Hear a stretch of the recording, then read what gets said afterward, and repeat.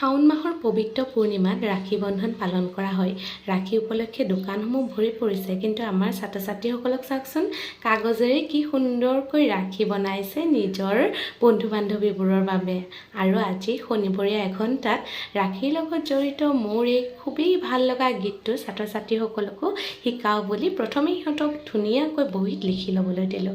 আৰু লগতে আমাৰ ছাত্ৰ ছাত্ৰীসকলে কাৰ্ডো বনাইছে, ইজনে সিজনক দিছে মৰমৰ চিন স্বৰূপে।